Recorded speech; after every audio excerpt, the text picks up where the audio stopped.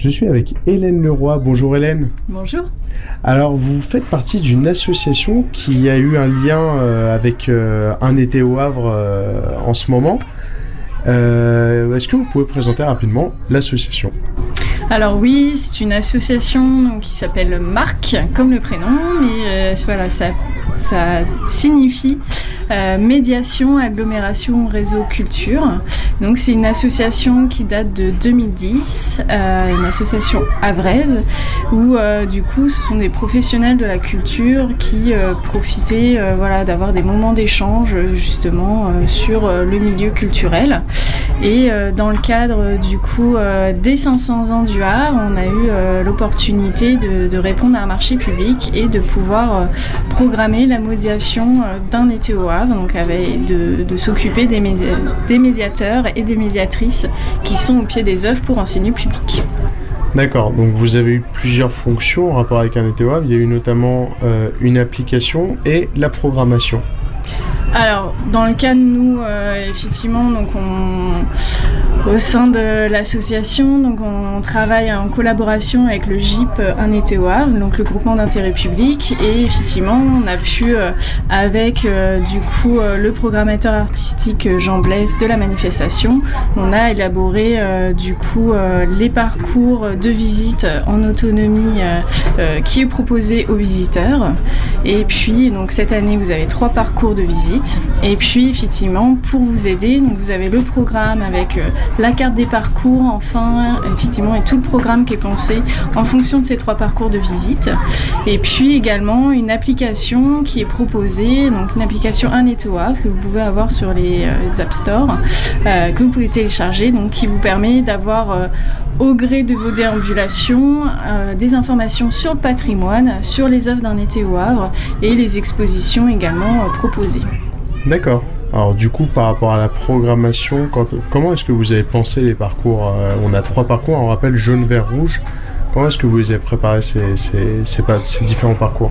Alors ces parcours effectivement rassemblent le patrimoine du Havre, donc ce soit l'architecture, les bâtiments publics et du coup les perspectives, donc du coup les rues dans lesquelles on peut avoir de belles perspectives sur les bâtiments. Et puis elle regroupe effectivement des expositions, donc on part dans les musées historiques de la ville et également forcément donc les œuvres qui sont installées pour Un été au Havre. Donc 3 parcours cette année, donc le parcours bleu qui va plus être sur le front de mer, donc qui va aller vers la rue de Paris pour voir la Catène de containers, puis passer devant le MUMA, le musée André Malraux, aller vers la digue Augustin Normand avec À l'origine de Fabien Merel, et puis vous allez déambuler vraiment sur tout le front de mer, la promenade de la plage pour aller jusqu'au bout du monde. Voilà, une autre œuvre de Fabien Merel. Le parcours vert donc, qui va aller vers l'hôtel de ville qui propose 2 expositions pour cet été. Ensuite vers l'avenue Foch, l'esplanade de la plage et on vous propose une visite en fait de déambuler pour aller jusqu'au jardin suspendu où 2 œuvres sont présentées. Donc Le temps suspendu qui a été révélé l'année dernière le 8 octobre avec les photographies de tous les Havrais. Et puis une autre œuvre donc, qui est la Futuro House, donc une maison pensée dans les années 60 en forme de soucoupe volante.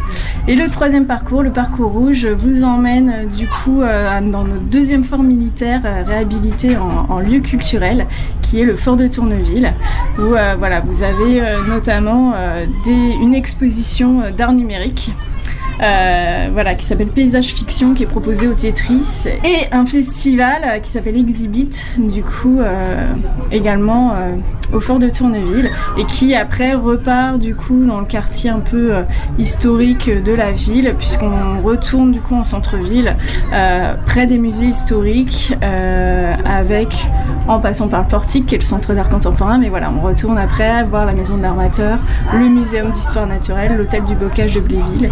Voilà, donc on termine là-dessus et on termine avec une exposition proposée à la Bibliothèque Niemeyer qui est Cheminement, dessin au fil des jours qui propose les dessins de l'artiste Fabien Merel.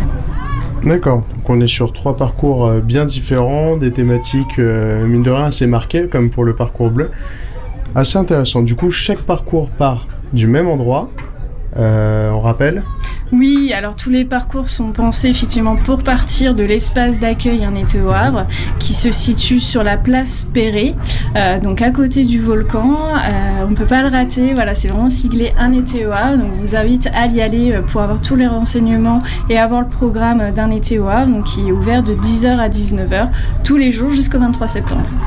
Super, et ben on vous encourage, on rappelle, c'est l'été, il fait beau et c'est le moment de se balader et Un été au Havre est fait pour ça, se balader tout en améliorant un peu sa culture sur la ville du Havre. Merci beaucoup Hélène. Merci à vous.